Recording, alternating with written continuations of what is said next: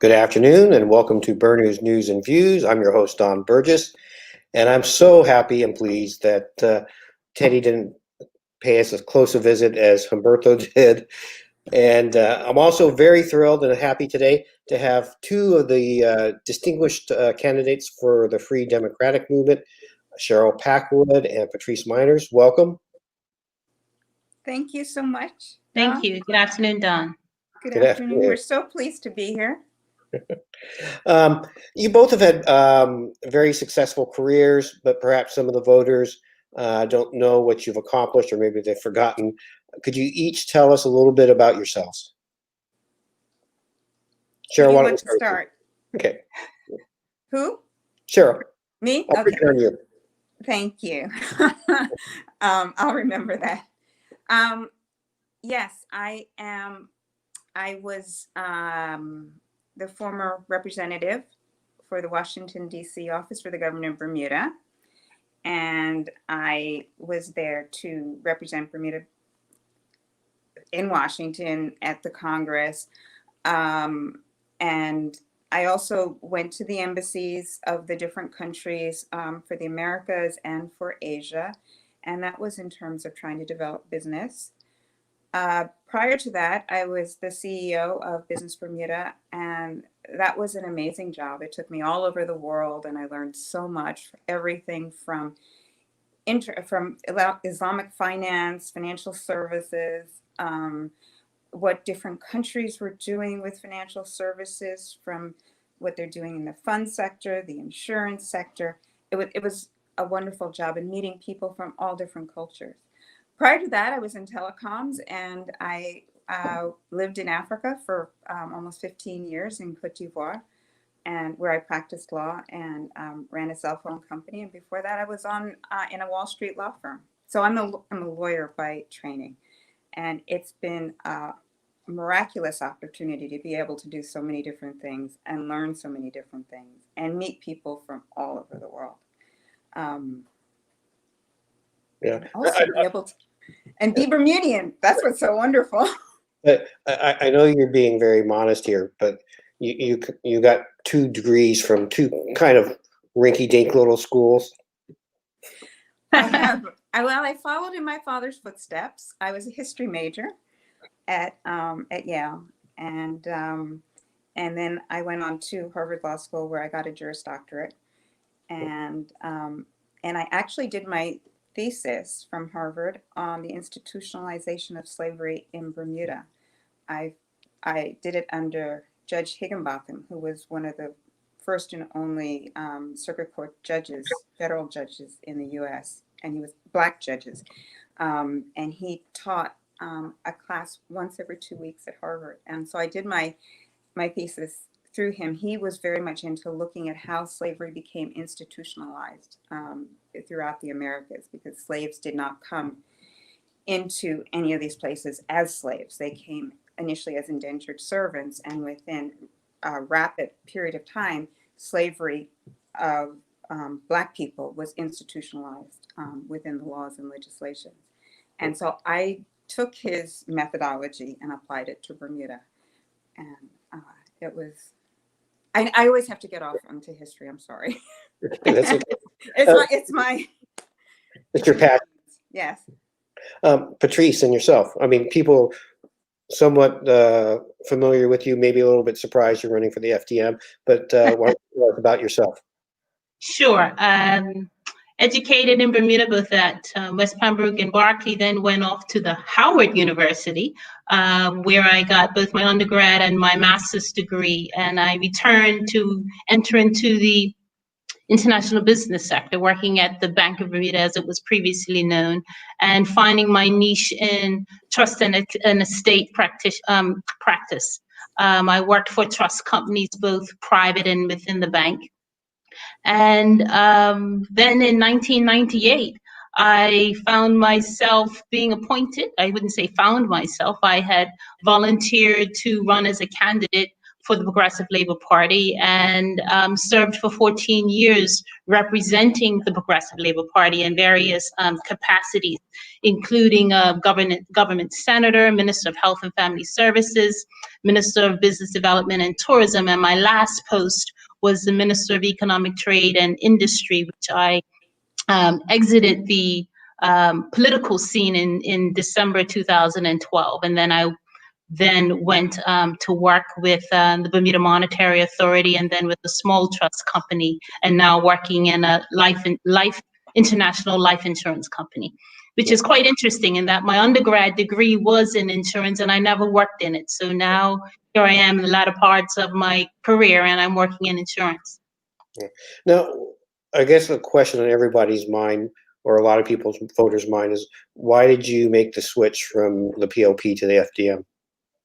Well, I think people in life, they go through transitioning. They go through reflecting on, they're reflecting on things and how things change in your life and how your perception of things change.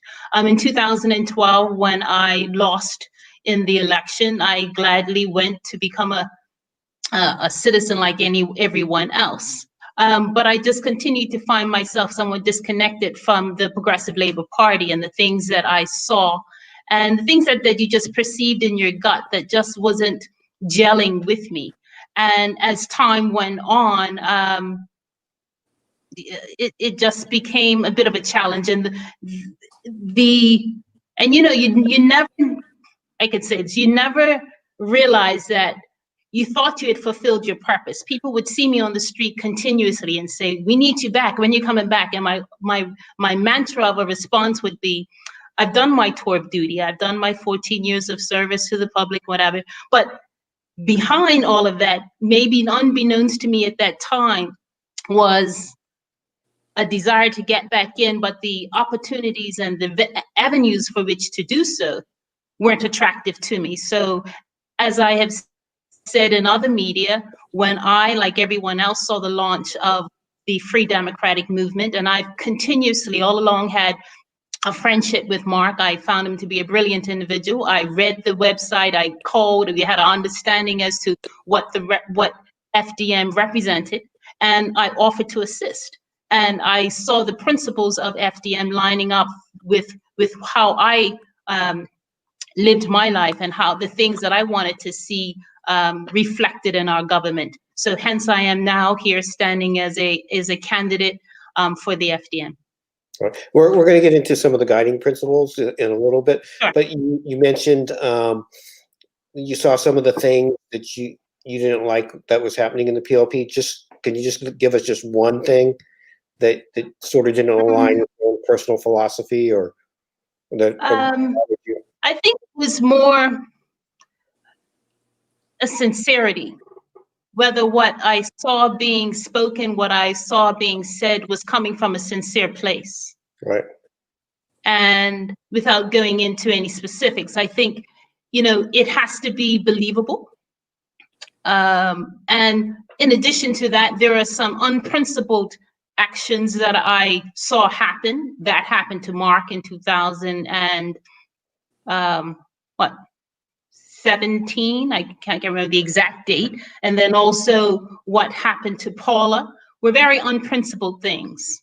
And I consider myself to be a woman of principle. And those are some of the things that contributed to me saying, okay, something doesn't feel right with me. Well, I know, like on guiding principles, the one that's listed last on the website is probably the one that Mark spoke to me about on nomination day. But that's the transparency and honesty. Yes. Being very, very important. I agree, because if someone is operating from a space of honesty and integrity, all the decisions that they seek to make thereafter shouldn't be complicated. They should be of benefit to all parties involved. So if you operate from that space of being truthful and honest, then there shouldn't be a great level of complications unless, of course, persons just can't handle the truth. Okay. And Cheryl, what drew you to the FDM? Well, I had a long talk with Mark as well, and I liked the fact that it was a movement. I liked the fact that all ideologies were accepted under this umbrella. I liked the fact that Mark listened to what I had to say, and we discussed it, and whether or not he agreed or I agreed with him, there was a respect. There was, as Patrice said, there was a truthfulness, there's an honesty. There is a respect that you know what you're talking about, that you come from a history, that you come from a career, that you come from a life, and you have experiences. And I like that very much. I like that my opinions matter. I've found in many regards the other parties, I hate to say this because I don't like to disparage people, but there's been an arrogance, there's been a sense of we know what's best without a desire to hear. And you can listen, but do you really hear? And I saw somebody that listened and heard. And it's about a group of people, very smart people, that want to get together and work to make Bermuda better and thrive. And we need that so much right now. You know, even with the pandemic, the economic crisis has been just devastating. But we went into this with a poor economy, and people didn't have jobs, and people were maybe were suffering already before this. And 2021, it's supposed to be worse. But this has been going on for a decade or over a decade. And we need a real plan. We need a national plan. We need a vision. And I see a group of people with a vision, with a sense of, yes, we do need to work on this and work on this scientifically, with real heart. And I really like the honesty, integrity part of it. That is just, because as Patrice says, if you start with honesty and integrity, then everything else follows. And even if you have the bad news, if you've been honest with people and truthful with people, they can more easily accept it, even if it's bad news. And again, politics has always been a dirty word, but politics is really just about what we as people need in a community. How do we feed our families? How do we get jobs? How do we, what businesses come into our community and so forth? That's what politics is. It's about living. It's how you live, what you need. And so politics shouldn't be a dirty word. It shouldn't be about people who are tricking you and not being honest and not being truthful. It should be real. And maybe Patrice and I are naive, but I don't think so. I think we're a bit old now to be naive. And I really want that. I want that for me, my family. I want it for you. I want it for all of us. Right. The part of the thing is, you said you had that long conversation with Mark, and I'm not going to tell any tales out of school here, but based on both your past positions and Mark's past positions, I know ideologically you weren't always on the same page, or maybe you're still not all on the same page. But especially like in the political climate, not just in Bermuda, but you see it in the United States and the UK and other places in the world where people don't talk to each other and listen to each other more. So how important was that conversation with him to talk out what maybe the things that you guys didn't necessarily agree on? I was I think straight it was. up and I'm sorry. No, go ahead. I was very honest with Mark. I said, because I looked at him, I said, I'm not a libertarian. I am a progressive. I believe that government has a role to play in setting a destination for its country, and in our case, for our island. And you have to set that if you want to go somewhere. In fact, our governments over the past 20 years have been so tentative. They haven't made real decisions, and to that extent, we're in a situation where we're falling apart. We're in serious economic trouble. Yes, I was very honest with Mark, and he said, "Okay, we need you." And he keeps writing me, and he says, "What do you think about this on the economy? And what do you think about how should we do this?" And I appreciate that. I appreciate that we are all respected for our beliefs, and we can all fit in, and we all have a place, and we have something to contribute. So yes, I was straight up and honest, and I know that Mark had there were rumors floating around, and so there was a belief that Mark was maybe not quite a feminist, and I'm quite very much the feminist. And I was very honest with him there. I said, "Mark, I'm a feminist, and I have always thought that you weren't." And he said, "Oh, but that's not true." And then we talked it all out, and I realized that, yeah, he's got a very strong-willed wife who is well-educated, amazing woman. He's got 3 daughters. This is a man that cannot be sexist. It's just, even if he wanted to be. And again, we talked out those issues. We talked about equality and fairness and freedom for all people. No, it doesn't just include a certain group of people. It includes everybody. If we're all living here on this island, we all deserve the same rights and freedom as everybody else. And I liked that. I'm And sorry. I'm glad I was just saying, I'm glad you mentioned that, because you look at the candidates for FDM, 15 in total, 8 women. And no one's kind of caught on that. I mean, at least I haven't seen anything mentioned of it in the social media. This is a time when women need to recognize, I mean, I'm sure that they do, but we need to continue to encourage the involvement of women in politics. And I think the mere representation that you see of 8 women in FDM is just an indication of such. So Mark, when I met with him, he said, "I'm open, Patrice. I'm open to whomever wants to come and represent FDM and accepts and understands the principles that we stand for." Then we need to show that representation of people of varied walks of life in FDM. And at that point, I didn't know how many or who were going to be the candidates for FDM, but I'm most pleased to see that there are 8 women. And that speaks volumes. And I think it's something that shouldn't be lost. The other thing that I did ask him, because I've always been one supportive of Bermuda eventually becoming independent, and I asked that question of him, and his answer was consistent with that which he recently gave in another media, was that yes, he wishes independence, but we have to do it in the right environment at the right time. Right. So those were some of the things that touched me. And as I said, I've always had a high regard for Mark. He's a brilliant mind. I think he has recognized any misspeaks that he may have made in the past. And he's put his hand up, yes, made misspeaks, but he has put them in the past.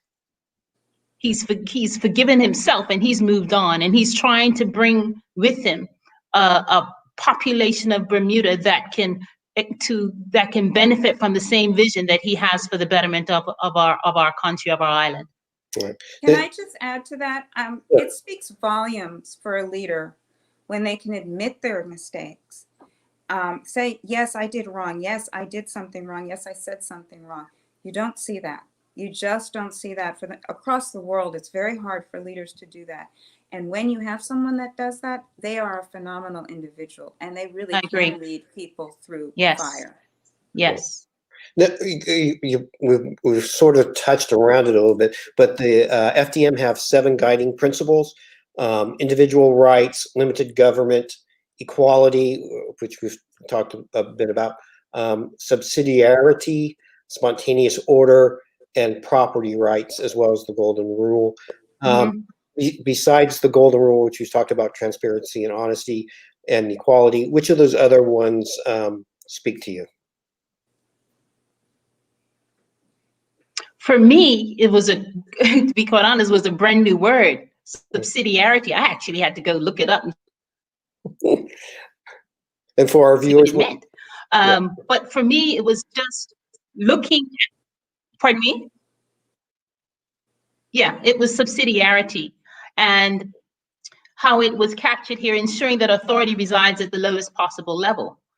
And in my mind, what that translated to is making, and we look at it from a government standpoint, making every level of government accountable for what they are charged to do, and not dictating from the top. And as I recall seeing in an article by one of our fellow candidates, Kay Thomas, you want to be going up.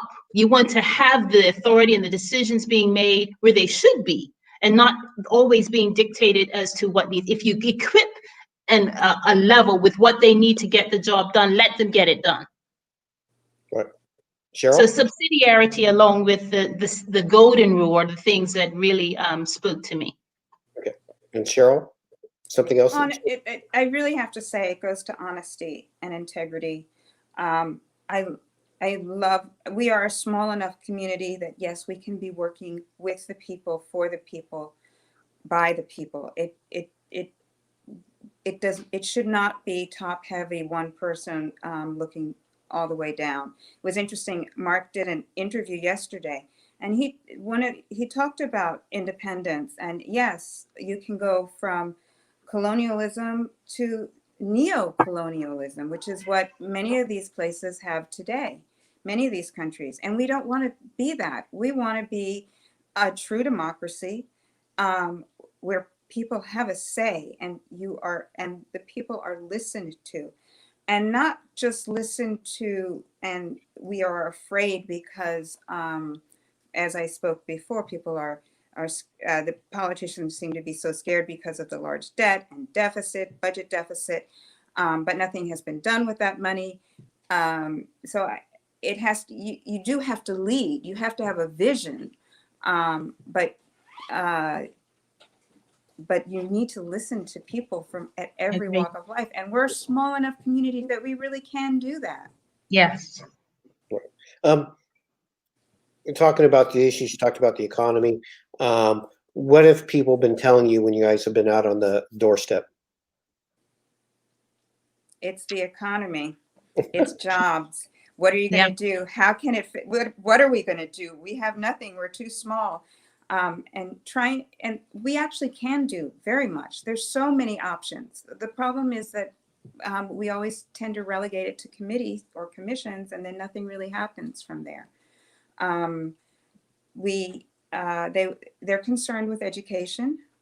They are, I hear, the things like the driveway, the accidents that have occurred, the driveways that are overgrown, and why isn't the government insisting that people cut the hedges on their driveways so that people there are no accidents and people aren't killed, and so forth and so on.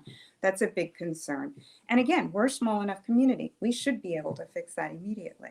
It shouldn't be something that happens only around elections, or not even around elections, because it's still happening. Those are the big concerns that I've heard. And it's all about the economy. It's all about the economy. What I've heard is about jobs. I've encountered 2 people who are very well educated, who have held high positions, one within the IT realm, and found himself being made redundant and is struggling to secure a position. And the responses given are that, okay, you're too senior, or, you know, all comments made that are really discouraging to him with regards to, is there truly a keen interest in ensuring that Bermudians that have a wealth of knowledge to contribute are desired to be employed within their realm of expertise? So jobs are definitely a concern. Education as to what avenue, which way that is going. But as far as parochial issues within the constituency that I am, I know on Ocean Avenue, it just takes a puff of wind and the power went out. The power went out Sunday evening at 10 o'clock, and a hurricane hadn't even hit, just a puff of wind. So I'm sure there are constituencies that would like to see their power lines put underground so that we have the frequency of the bad weather, the hurricanes that we have, there's less chance of them losing their electricity. Actually, I've heard that complaint as well. I agree. But that doesn't take away from the great job that that Balco has done in restoring their service. Many applause, essential workers, definitely. I have to be honest with both of you. I found from a political strategist point of view, I found like the constituencies that you're running in, maybe not the best for your chances. Patrice, you're running in an OBA stronghold against the opposition leader, Craig Cannonier. Why against him? Why not your old constituency? I don't own a constituency. Don't own a constituency. Mr. Dunkley dealt with that back in 2012. I don't own. I just happen to be running in this constituency because that's where I live. And Mr. Cannonier just happens to be the OBA candidate. Someone would say, I just like taking on these bigwigs, but at the doorstep, that's where it counts. That's where you eyeball the person eyeballs you. They get a feel for you. They get a feel for what you're representing. So I'm not feeling uncomfortable with regards to the fact that I'm running up against the OBA leader. It's not as though I haven't faced a similar challenge before with the leader. And actually, to be quite honest, I've met quite a few perceived OBA supporters on the doorstep that are communicating that, I need a change. Change is needed. Thank you for sharing all that you've shared with regards to FDM. And I mean, I can translate that to a vote. Maybe not, but at least it's encouraging on the doorstep. And similar with regards to the PLP. You have persons that have been PLP voters all along. And then you come across people who have voted both ways. They just want someone who they feel can represent them well and presents a character that they can put their axe next to. So part of the thing is, like, since you live in the constituency, I didn't know that was the reason. Do you feel like that can help translate into more votes? Because you're canvassing among your neighbors in one sense. Yes, I mean, people got surprised that you live here. I say, yeah, I live right down the road. So if that adds to there being a connectiveness between the constituents and myself, then great. I mean, I've hit lots of doorsteps where people say they've never seen an OBA representative, and I'm shocked because this is perceived to be an OBA stronghold.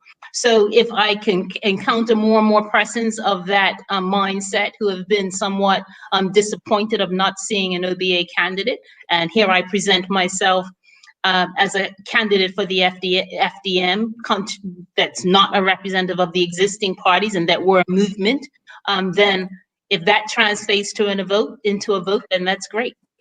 Now, Cheryl, yours is the opposite of Patrice here. I mean, your family is lifelong St. Georgian.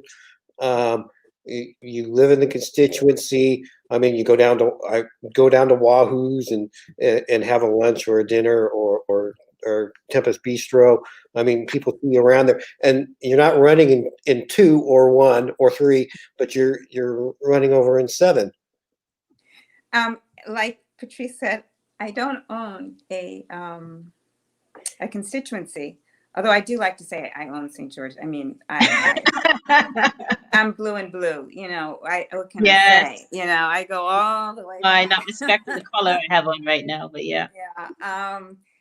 Yeah.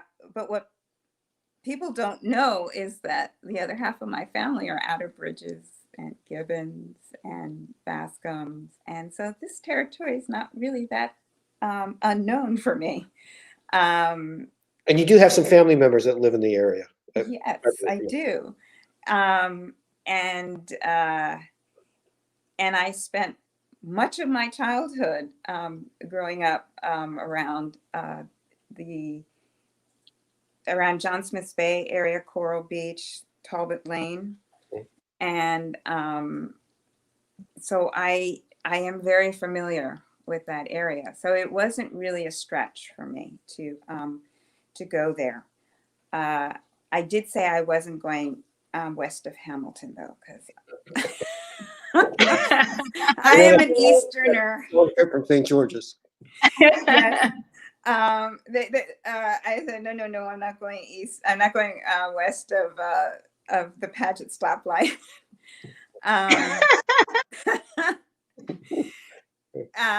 So no, I do not feel out of my depth, out of my realm, or even out of my neighborhood. Okay. So this is part of my this is part of who I am and where I'm from. You know, and my father, when he was first born, and nobody knows this, because my grandmother was from the Bayless Bay, Harrington Sound area. He grew up for the first 2 years of his life in a house on Harrington Sound. Okay. So, and so we always got taken back there, and there are family members living there to this day. And so it's not that far-fetched. I feel like Patrice giving you a history lesson. One of the topics that's been in the news for the last week or so is the PLP has said they won't participate in any debate with a party that can't form the government, which basically means they're excluding the FDM. What do you think about that? I think they're very wrong. I think, one, they don't understand the concept of a coalition government and how possible, or maybe they do really understand how the concept of a coalition government. And we win enough seats, and we intend to win enough seats, we will be very much sitting at that table. And you don't exclude potential candidates and people that can be elected into power from a debate that includes your whole country. If that was the case, you'd never have debates. I'm appalled. Okay, so you're appalled, Patrice? Yeah. It's a leaders' debate, irrespective of the fact that FDM has just launched. It's a leaders' debate, and thus the leaders should be afforded the opportunity to participate in it.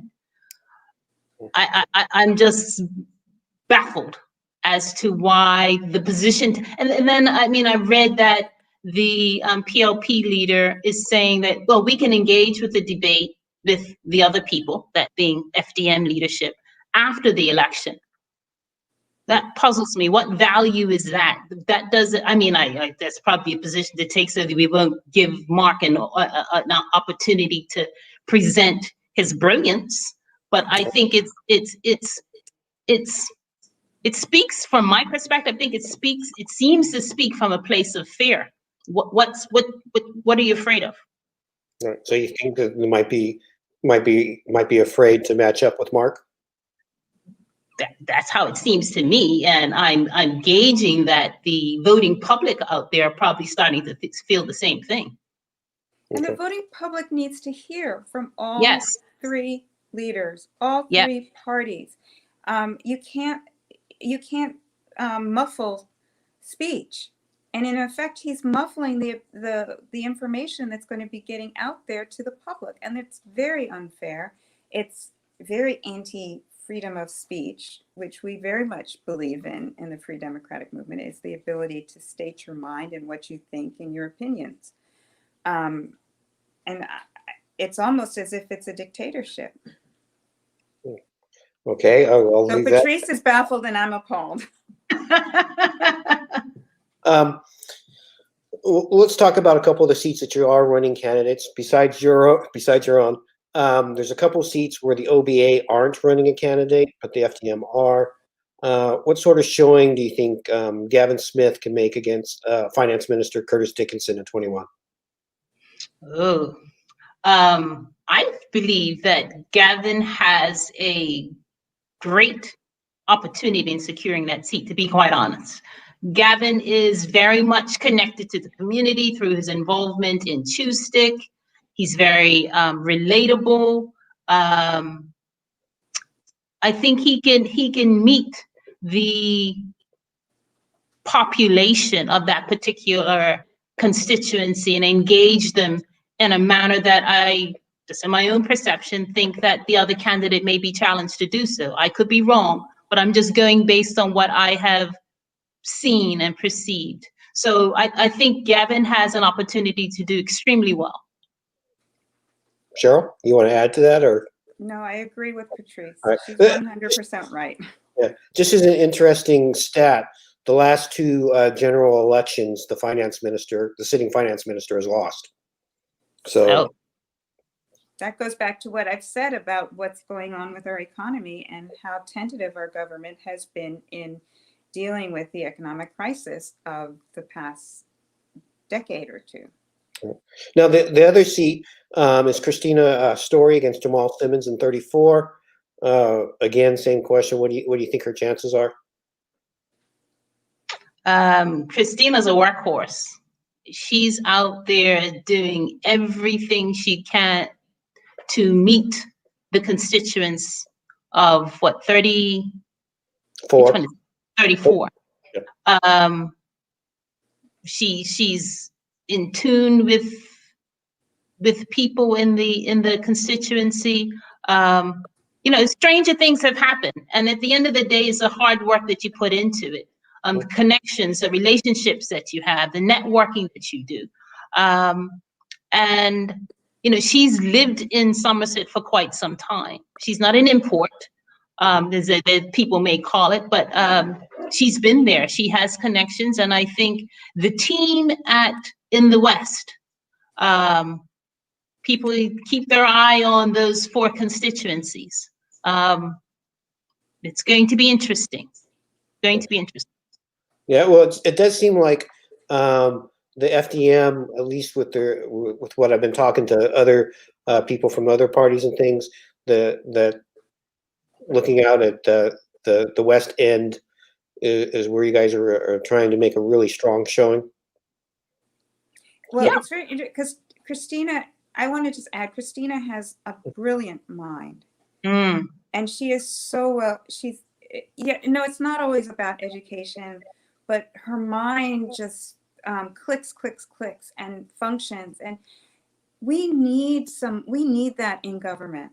We need that person there to that can not just only work hard, but also think hard. And that's what Christina has to offer. And that comes across as soon as you talk to her. You know that she's really smart. And as Patrice said, I'm agreeing with Patrice a lot. She's worked that constituency so hard. She has her children out there stuffing mailboxes. Now, which brings us to what may be the most interesting constituency going to be watched on election night is 36 with your leader, Mark Bean, running down in Dockyard, Somerset. What do you think Mark's chances are? I know, like again, talking to other people from all three parties, they've been saying that's the one to watch on election night. I think that this would be a testament. His success will be a testament to the opinions and the confidence that Bermuda as a whole have in him. That's my take on it. I think, you know, he has a connect with that constituency. I think it's very, very conceivable that he will be victorious. I'm going to operate from a space of being positive, and that he will experience victory. I mean, you can't expect me to think otherwise. So I think that he's doing the work just like everybody else. Right. And I'm expecting success. How significant would it be for the FDM to win seats in this election and to help carry the momentum forward? Cheryl, you want to take a stab? That's a rhetorical question. You're jumping at the bit. No, that's a rhetorical question, Don. Of course it's significant. Yeah. I mean, and I believe that we will take some seats. I think we have a chance of taking several seats, which would make us truly victorious and send us with a lot of momentum into the next 5 years. It also sends us with a lot of momentum into potential by-elections that might come up. And again, assuming we take enough seats, we're not talking about a coalition opposition. We're talking about a coalition government. And that is what we're aiming for.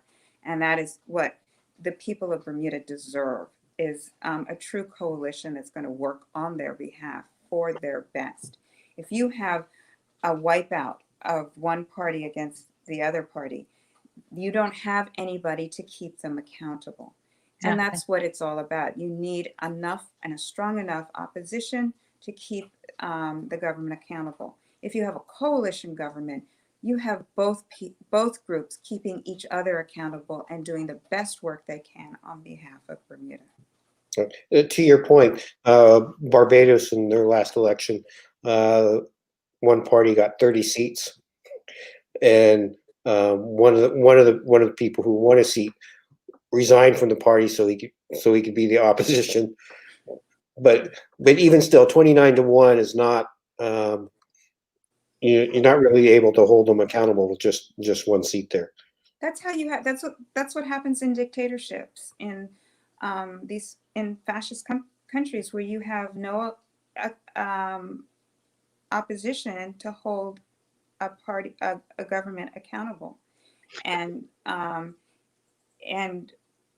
but when you have coalition governments, you have the opportunity to have other voices heard, and an accountability and a reckoning that can take place to move a community forward. Just before we wrap up here, I just want to give you both a chance to have your final word to the Bermuda and what they have to say. And we started with Cheryl, so we'll start this time with Patrice, and then have Cheryl have the closing word for you. Yeah, I'd just like to encourage people to first and foremost get out there and vote, especially our young voting public, to get out there and vote. We have some young people that are running as candidates, and that's indicative of their desire to be a part of the process, to encourage their peers to recognize the significance of participating in the electoral process. So I encourage people to get out there, vote, make known their wishes on the doorstep to those that in the short time that's left are canvassing them. We accept the snapping action being called. We likely won't get to every doorstep, but we encourage you to come out and vote. Vote your gut feeling, vote your gut feeling about the candidate that's presenting themselves. And let's look for a change in Bermuda. Let's look for one that operates from a space of integrity and transparency. And that's the government that we need, and that's the government that we desire. So let's get out there and vote. Thank you. And Cheryl? I have to agree with the voting part. Many of our ancestors suffered, women, men, so that we could vote, of all colors, of all coming from all spaces. Only a very few people used to be able to vote. It was those that owned land. Now we all have a chance to vote.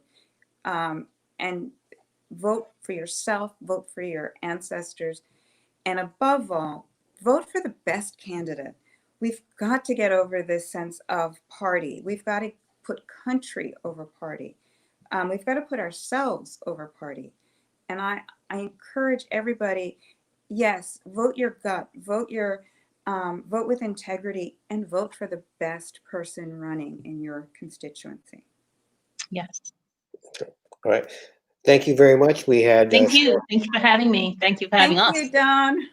Yeah, appreciate your time. I know your canvassing time is short with the snap election, but appreciate it. We had Cheryl Packwood, who's running in 7 for the FDM, and Patrice Minors, who's running in 12 for the Thank FDM. you. I always revert back to the old constituency that you were in. Yes. Yeah. But we appreciate you, and to all of Bermuda, as always, have a beautiful rest of your day.